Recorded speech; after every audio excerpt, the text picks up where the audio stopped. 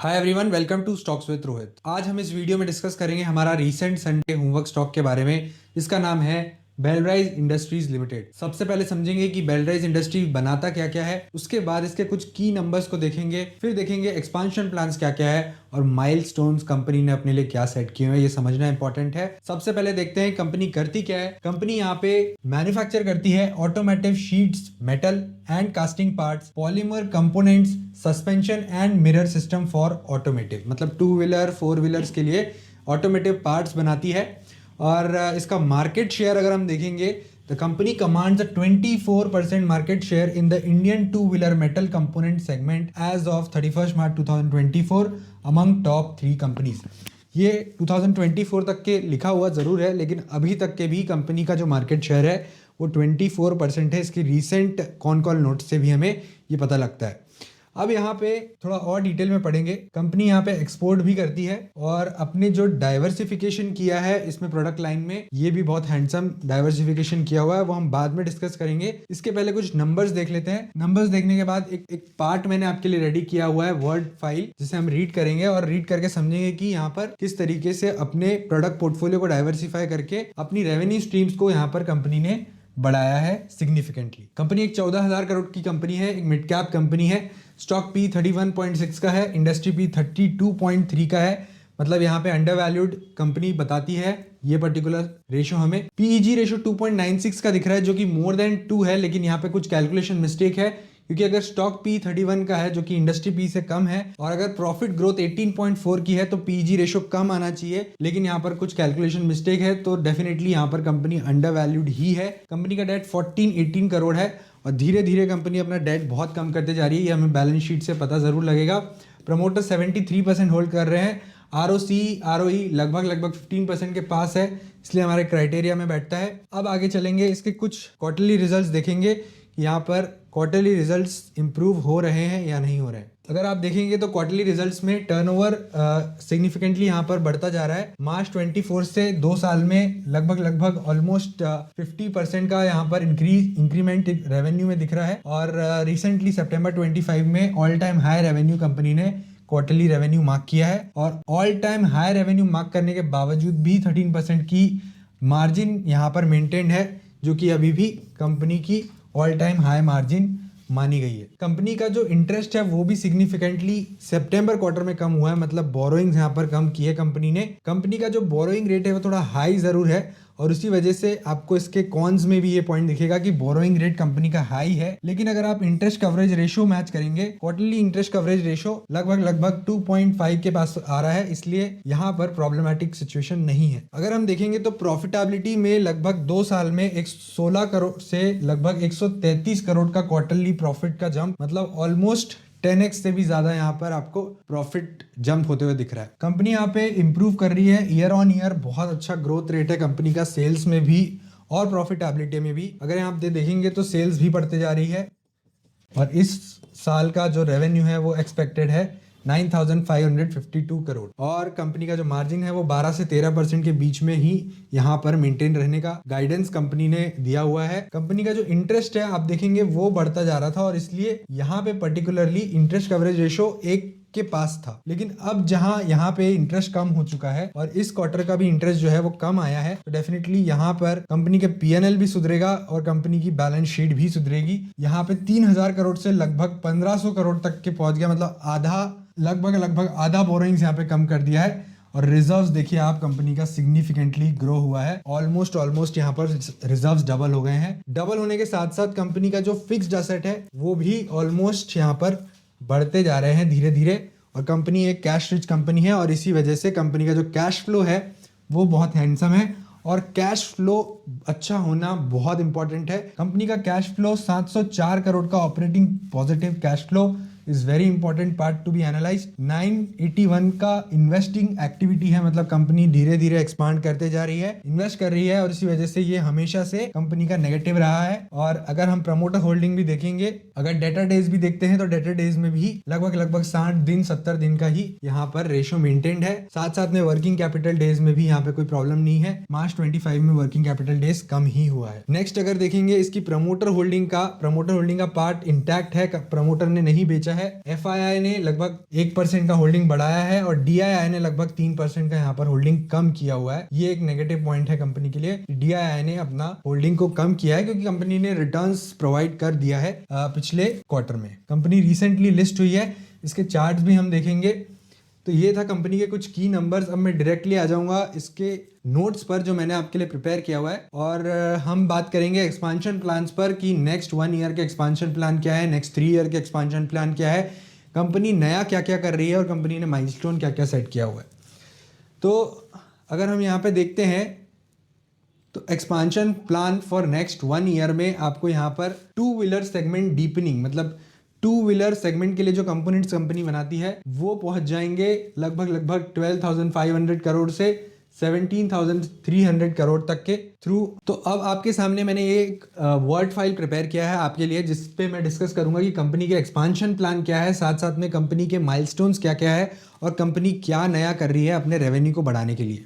सबसे पहले देख लेंगे, एक ओवरव्यू करेंगे कंपनी करती क्या क्या है। 2 व्हीलर के लिए यहाँ पर precision sheet metal and fabrication for 2 wheelers, 3 wheelers, passenger vehicle, commercial vehicle and emerging areas like EV and renewables. और ईवी और रिन्यूएबल्स में भी कंपनी काम कर रही है, जिसमें यहाँ से अब कंपनी की रेवेन्यू स्ट्रीम बढ़ सकती है। कंपनी यहाँ पे आपको दिखेगा company is diversifying into EVs, defence and renewable. आपको यहाँ पर आगे रीड करने पे समझ में आएगा कि यहाँ पे कंपनी को डिफेंस के ऑर्डर भी मिले हैं आउट ऑफ इंडिया से, जिसकी वजह से कंपनी के रेवेन्यू पर इम्पैक्ट जरूर पड़ सकता है। अब यहाँ पे देखेंगे कंपनी का टारगेट सीपीवी, जो टारगेट सीपीवी है, सीपीवी का मतलब कंटेंट पर व्हीकल जो सीपीवी है वो अभी 12,500 से 17,300 होगा, जो कि डेफिनेटली यहाँ पर रेवेन्यू को बढ़ाएगा। और जो 4 व्हीलर एक्सपांशन कर रहा है कंपनी, यहाँ पे 4 व्हीलर एक्सपांशन जो कर रहा है यहाँ पे अचीव करेगा लगभग 50% of this goal by 26 and progress toward doubling FY25 revenue. मतलब यहाँ पे 4 व्हीलर से जो रेवेन्यू आया था FY25 में वो FY26 में डबल कर देगा, ये कंपनी का गाइडेंस है। EV and diversification, commercialise hub motors pilot trail ongoings and patented combination braking system for 2 wheeler 3 wheeler targeting 5 to 7% revenue from pure play EV OEMs। आपको पता है कि EV यहाँ पर अब EV 2 व्हीलर्स का काफ़ी यहाँ पर बूम चल रहा है इंडियन मार्केट में भी और बाहर के मार्केट्स में भी।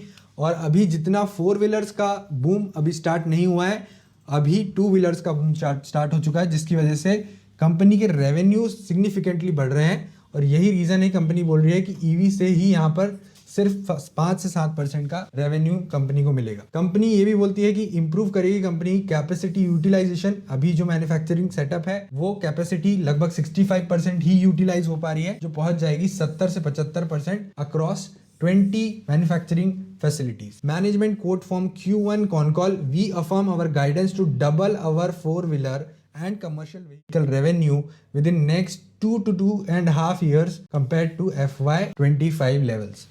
तो ये मैनेजमेंट ने गाइडेंस दिया हुआ है और मैनेजमेंट जब भी गाइडेंस देती है बहुत सोच समझ के देती है, क्योंकि अगर गाइडेंस फेल होता है तो फिर स्टॉक बहुत तेजी से गिरता है। अभी यहाँ पे आपको दिखाता हूँ कि आप मेंटेन करेंगे 24% का मार्केट शेयर अगले 3 साल में। कंपनी बोल रही है हम ये पर्टिकुलर मार्केट शेयर को मेंटेन करेंगे। ये पर्टिकुलर मार्केट बहुत तेजी से बढ़ने वाला है, तो अगर मार्केट बढ़ेगा और मार्केट शेयर इंटैक्ट रहेगा तो डेफिनेटली कंपनी की यहाँ पर रेवेन्यू पर इम्पैक्ट जरूर पड़ेगा। अब मैनेजमेंट का एक और पॉइंट हम लोग पढ़ लेंगे।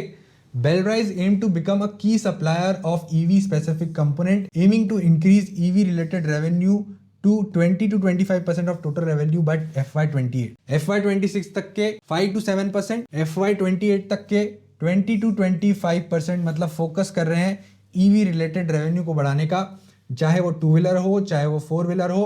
Overall this position Belrise to capitalise on the Indian auto component market growing to 8750 billion by FY29 CAGR 10%। जिस तरीके से GST कम हुआ है ऑटोमोबाइल्स पर, साथ साथ में EV को इतना बड़ा बूम गवर्नमेंट हमेशा से देते आ रही है, जहां पर सब्सिडी प्रोवाइड करते हैं EV व्हीकल लेने पर, और उसी वजह से बेलराइज को ये पर्टिकुलर पॉइंट्स भी इम्पैक्ट करेंगे। New things the company has been doing, ये भी एक इंपॉर्टेंट थिंग है, हम डिस्कस करेंगे कि कंपनी क्या नया नया कर रही है। एक्विजिशंस एंड इंटीग्रेशन चालू है कंपनी के, और कंपनी ने एक्वायर किया है H1 इंडिया को मार्च 25 में 1900 मिलियन रुपीस में for a high tensile steel expertise adding Japanese four-wheeler, two-wheeler OEMs, 60% CPV increase in four-wheeler and MAG filters for plastic molding, filtration, repaid। लगभग मैंने आपको बताया कि कंपनी ने डेट भी रीपे किया हुआ है और डेट रीपे करने की वजह से कंपनी का जो इंटरेस्ट बर्डन है वो काफ़ी कम होगा। इंटरेस्ट बर्डन कम होगा तो आप ध्यान रखिए, इंटरेस्ट बर्डन जब भी कम होता है तो कंपनी का नेट प्रॉफिट बढ़ता है। नेट प्रॉफिट बढ़ने से कंपनी का ईपीएस इंप्रूव होता है। ईपीएस इंप्रूव होने की वजह से आपका जो पीईजी रेशो है वो आपका इंप्रूव होता है, जिससे कंपनी के वैल्यूएशंस इंप्रूव होंगे सिग्निफिकेंटली, क्योंकि यहाँ पर बड़ा डेट रिपेमेंट कंपनी ने अभी किया हुआ है। EV and proprietary products launches signed GPA with top e two wheeler OEM Q1 FY26 commenced patented CBS production 5000 unit per month, 2500 plus का सीपीवी बढ़ जाएगा। Developed chassis for E3 wheelers, filed 5 EV patents 2023, piloted hub motor in Pune, samples to OEM। और diversify किया है कंपनी ने यहाँ पर एडजेसेंट सेक्टर्स में, इनिशिएटेड सोलर स्ट्रक्चर सप्लाईज। और मैंने आपको जैसे कहा कि यहाँ पर डिफेंस के ऑर्डर भी कंपनी ने वन किए हैं। North America, India, Europe discussions, one defence order, Indian Israeli OEM for armed vehicles, expanded export 5.6% of Q2 FY26 manufacturing revenue. और इसी वजह से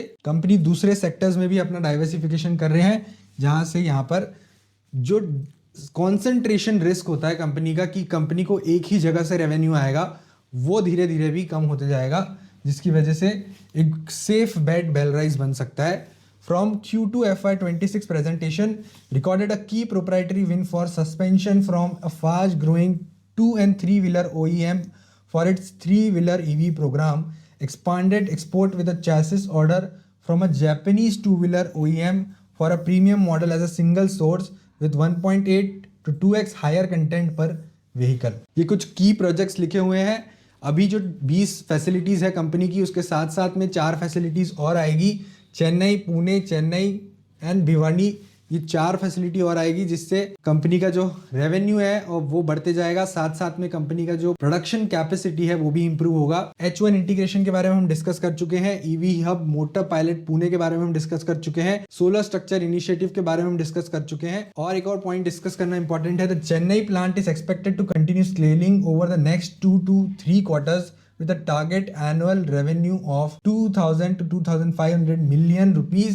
This facility, Pune for long members, will have a capacity of approximately 60,000 long members per year. Milestone आप देख सकते हैं, आप milestones के स्क्रीनशॉट ले सकते हैं। कंपनी ने क्या माइलस्टोन खुद के लिए सेट किए हैं। रेवेन्यू लगभग 15 से 20% का यहाँ पर बढ़ेगा हर साल। ये EBITDA मार्जिन 13 से 15% रहेंगे, जो कि अभी 12 से 13% थे, तो स्टेबल होने के यहाँ पे चांसेस है। 12.5 इन हाफ ईयरली FY26 जैसे कंपनी ने बोला था, यहाँ पर 12% पहला क्वार्टर में, 13% दूसरे क्वार्टर में, और यहाँ पे अब इंप्रूवमेंट होगा मार्जिन में भी, क्योंकि यहाँ पर ऑपरेशनल एफिशिएंसी कंपनी अचीव करेगी आगे जाके। और यहाँ पे कंपनी का डेट टू इक्विटी भी कम हो चुका है। ROC to high teens from 15.3% H1 FY26। Operational 80% capacity utilise करेंगे, अभी 65% है। ईवी रिन्यूएबल्स का रेवेन्यू 25% कंट्रीब्यूट करेगा।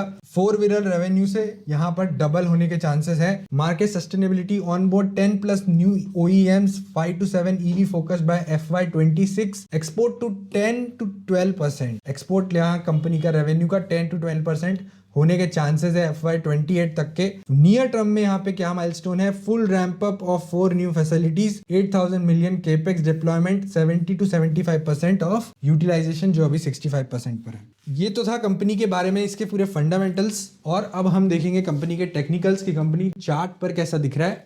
मैंने आपके लिए यहाँ पे चार्ट ओपन करके रखा हुआ है, और यहाँ पे आप थोड़ा चार्ट्स को पहले जाके भी देख सकते हैं।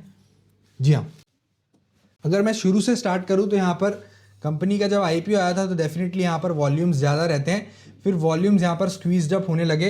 जैसे ही यहाँ पर वॉल्यूम आए तो कंपनी ने एक अपसाइड दिखाना चालू किया, एक प्रॉपर ब्रेकआउट के साथ। मतलब अगर हम बिहेवियर को देखें तो कंपनी प्रॉपर बिहेव करती है। जब ब्रेकआउट मिलता है तो ब्रेकआउट के साथ वॉल्यूम अगर आते हैं तो कंपनी यहाँ पर अपसाइड मूवमेंट देती ज़रूर है। और अगर हम ब्रेकआउट पे कितना रिटर्न दिया है कंपनी ने वो देखेंगे तो देखिए यहाँ पर ब्रेकआउट आया था कंपनी का ब्रेकआउट आने के बाद अगर मैं ब्रेकआउट लेवल मार्क करूं तो लगभग 112 का ब्रेकआउट है। उसके बाद कंपनी ने लगभग 3 वीक्स में आपको यहाँ पर ये रिटर्न प्रोवाइड किया है और 160 के लेवल्स हमें दिखा दिए। 112 से 160 मतलब ऑलमोस्ट 50% का रिटर्न विथ वॉल्यूम यहाँ पर ब्रेकआउट आया था। उसके बाद वापस से वॉल्यूम यहाँ पर स्क्वीज आउट हो गए हैं और वॉल्यूम स्क्वीज आउट होने की वजह से आप यहाँ देख सकते हैं कि यहाँ पर कंपनी कंसोलिडेट कर रही है।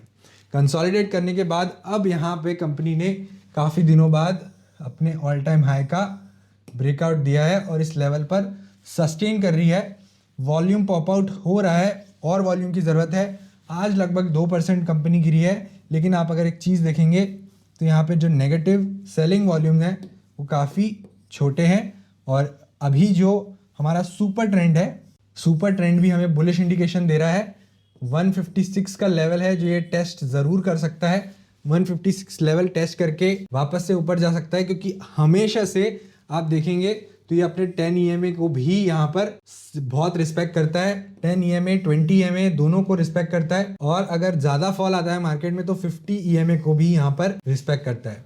147 पर इसका ट्रेंड बदल जाएगा और यहीं पे रहेगा हमारा 145 का स्मॉल स्टॉप लॉस। और इसी तरीके से हम यहाँ पर मंथली चार्ट भी देखेंगे। मंथली चार्ट में भी यहाँ पर आपको काफ़ी अच्छा ब्रेकआउट दिख रहा है ये लेवल का, तो इसके ऊपर क्लोजिंग मिल जाएगी जिस भी दिन, डेफिनेटली यहाँ पर आपको मोमेंटम देखने को मिल सकता है।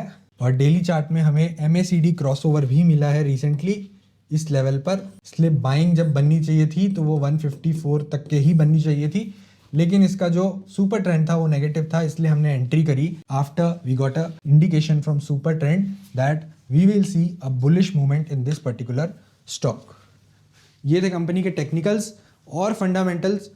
आपको ये वीडियो अगर पसंद आया हो तो लाइक और सब्सक्राइब कर दीजिए मेरे चैनल को और देखते रहिए स्टॉक्स विद रोहित।